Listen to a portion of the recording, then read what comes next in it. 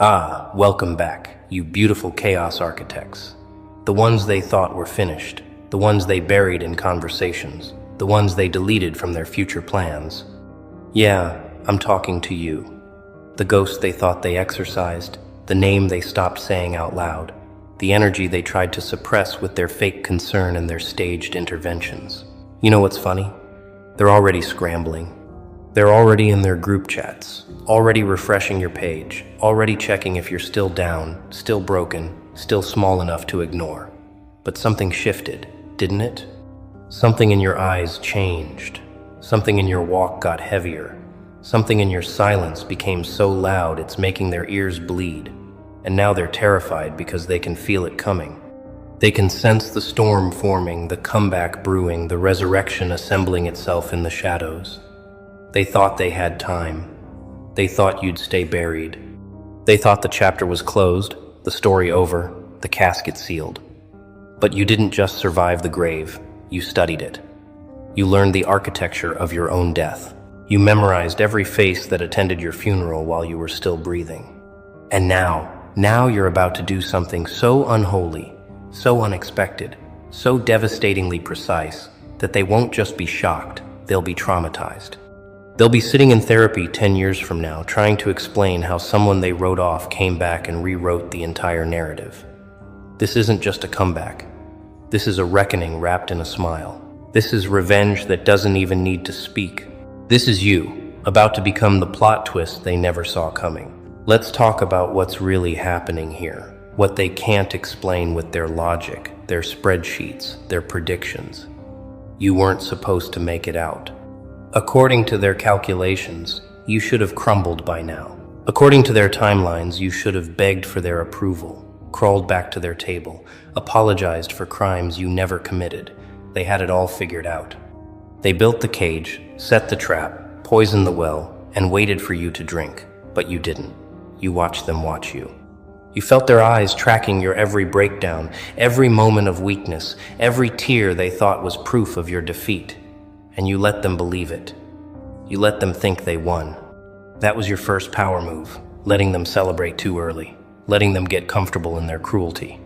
Because while they were busy congratulating themselves on destroying you, you were busy building yourself into something they have no blueprint for, no defense against, no explanation for.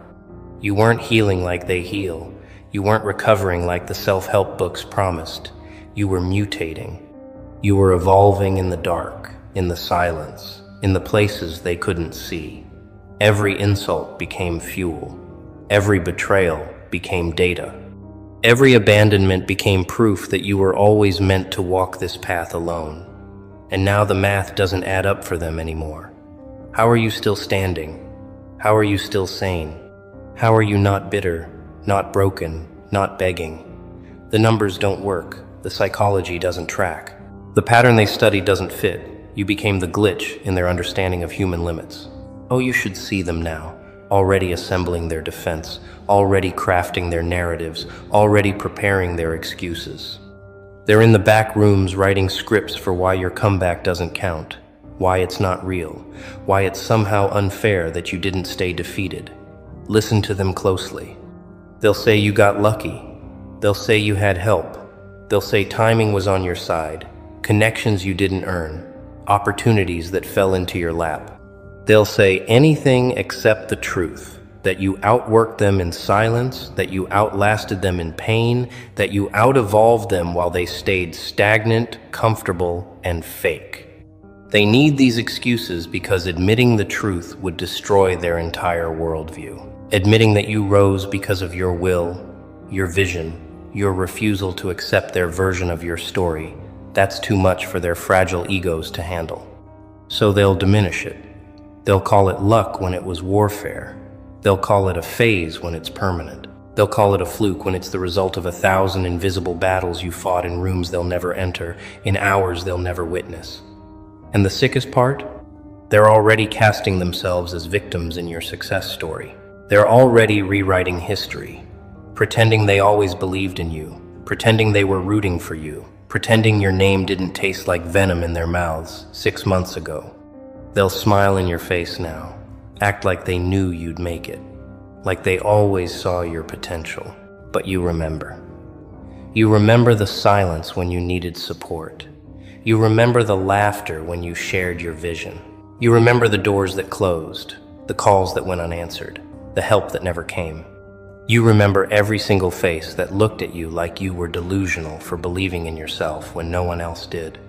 And now those same faces are preparing their explanations, their justifications, their carefully worded statements about why they weren't there then, but want to be here now. They're lawyers in the courtroom of their own guilt. And you're the evidence they can't refute. You're the testimony they can't cross-examine. You're the verdict they can't appeal. Your existence is the case closed. Your success is the sentence they'll serve in silence, watching from the sidelines, knowing they bet against the wrong horse, and now the race is over. They'll try to minimize your victory, but your presence alone is the loudest rebuttal they'll ever face. No words needed, just results. Just undeniable, unignorable, unforgettable results. Here's what makes this comeback illegal in their eyes. You didn't just get back up. You came back different, sharper, colder, more focused, less forgiving. You came back with a new operating system they can't hack, new boundaries they can't manipulate, new standards they can't meet. The old you, that version that smiled through disrespect, that accepted crumbs, that apologized for existing, dead, deleted, incinerated. And what replaced it? Something they have no manual for, no strategy against. You became unavailable emotionally, unreachable mentally, untouchable spiritually. They can't guilt trip you anymore because you cut the strings. They can't gaslight you anymore because you rewired your perception. They can't use your past against you anymore because you turned it into armor. This is what terrifies them. You didn't just survive, you upgraded. You went from version 1 to something they don't even have the technology to comprehend yet. You're operating on frequencies they can't tune into, moving at speeds they can't track, thinking in dimensions they can't access. And every time they try to box you in with their old methods, their old tricks, their old manipulation tactics, they hit a wall. Because you're not the same person they hurt. You're not the same soul they betrayed. You're not the same mind they tried to control. You're the update they never installed, the patch they ignored, the evolution they dismissed. And now it's too late to download the new version of understanding you, because you've already moved 3 updates ahead. They wanted you stuck. They needed you stagnant. They prayed you'd stay in the same emotional prison they locked you in. But you didn't just escape. You burned the prison down and built a fortress in its place. A fortress with no entry points for people who weren't there during the construction. A fortress built on lessons learned from every betrayal, every disappointment, every moment you were left to fend for yourself. And now they stand outside, knocking, begging, explaining. But the doors don't open for tourists. The doors don't open for spectators. The doors only open for the ones who were there when there was no door at all, when it was just you, the dirt, and the impossible task of rebuilding from nothing. That's the illegal part. You weren't supposed to learn from the pain. You were supposed to drown in it. You weren't supposed to evolve from the betrayal. You were supposed to become bitter. But you took every poison they fed you and transmuted it into medicine, and that breaks every rule they thought governed human nature. Let's talk about what's happening beneath the surface, in the spaces between the words, in the energy they can feel but can't name. There's been a power shift, a silent transfer of authority that didn't need an announcement, didn't need a celebration, didn't need validation. You became the main character in a story they thought was theirs. You became the center of gravity in a room full of people who used to ignore you. You became the reference point they measure their own progress against. And they hate it. They despise the fact that your name comes up in conversations you're not even part of. They can't stand that your moves are being analyzed, your patterns being studied, your silence being interpreted like scripture. You didn't ask for this position. You didn't campaign for this influence. But you earned it through something they'll never understand. Through suffering they refused to acknowledge. Through growth they never supported. You became powerful not through their approval, but through your indifference to it. That's the shift. You stopped needing them to see you, and suddenly they couldn't stop looking. You stopped explaining yourself, and suddenly your silence became the most compelling argument in the room. You stopped performing, and suddenly your authenticity became magnetic. This is what they can't replicate, can't fake, can't manufacture. Because real power doesn't announce itself. Real authority doesn't need to flex. Real influence doesn't chase attention. It just exists. Undeniable, unavoidable, impossible to ignore. And now, everywhere you go, the atmosphere changes.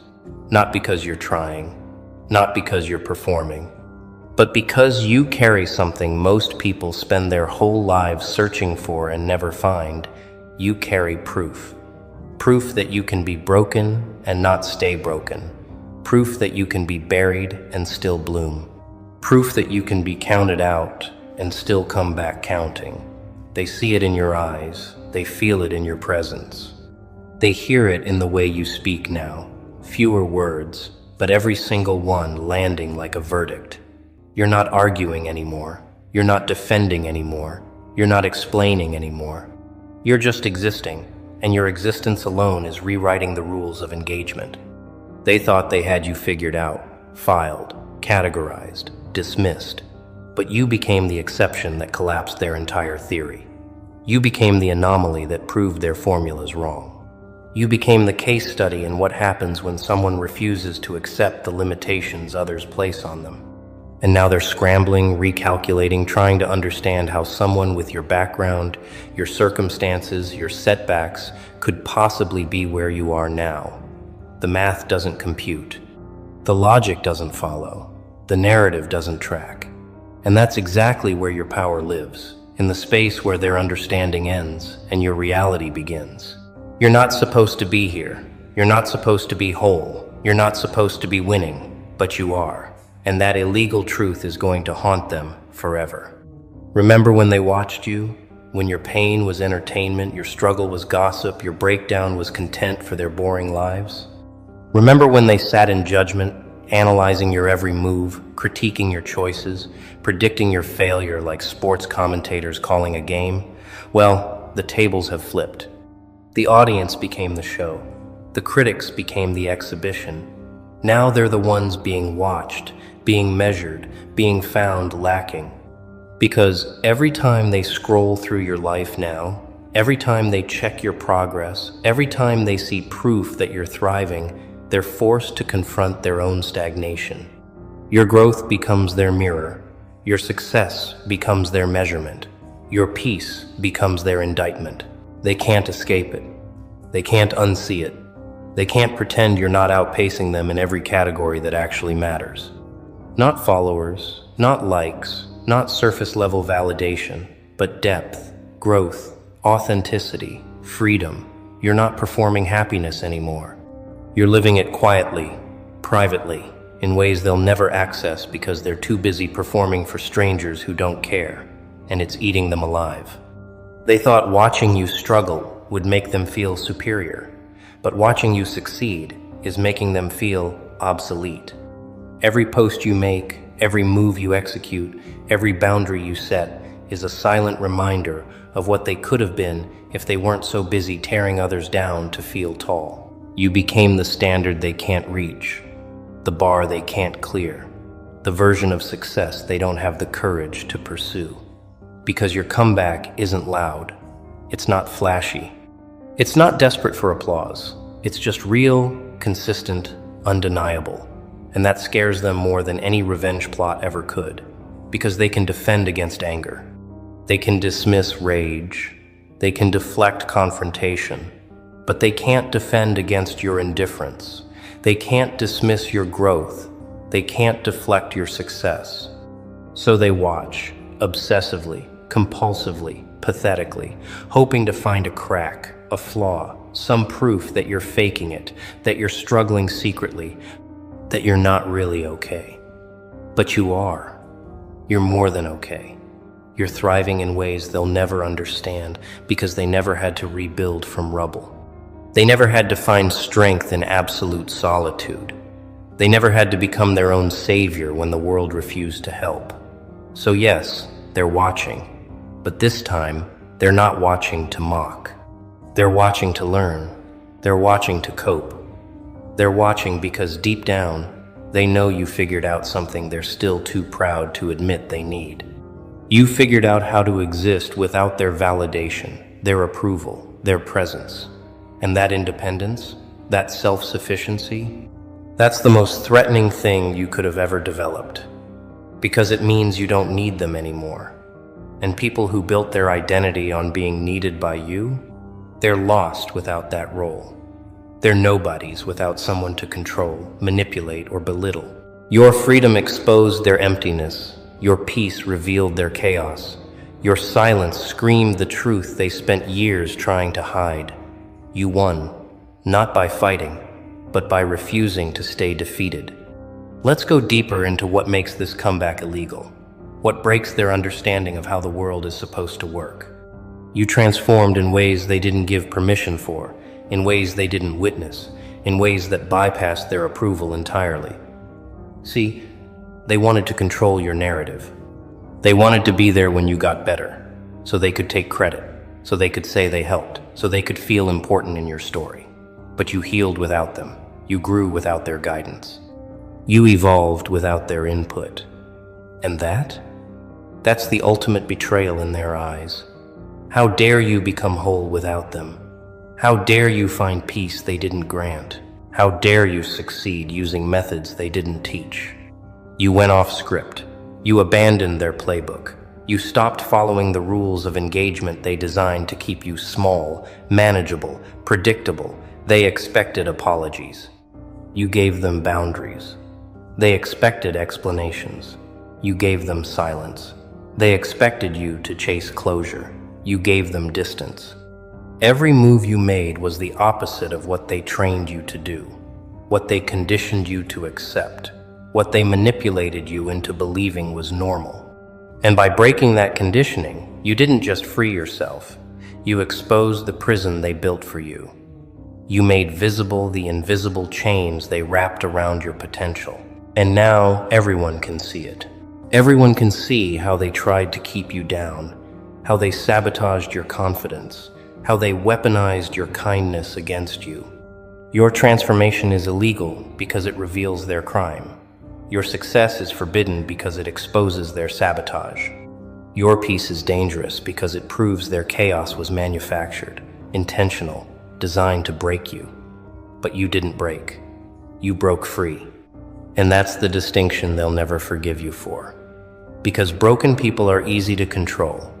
Free people? Impossible. You stopped asking, "Why did this happen to me?" and started asking, "What can I build from this?" You stopped searching for villains to blame and started recognizing lessons to learn.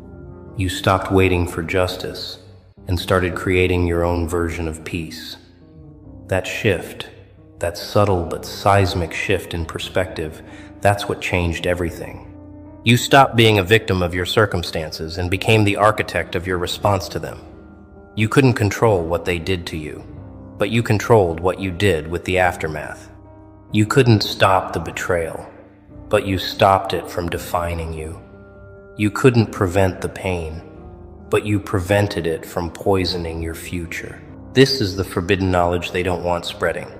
Because if everyone realized they have this power, if everyone understood they could transform pain into purpose, betrayal into boundaries, trauma into triumph, the whole system of control collapses.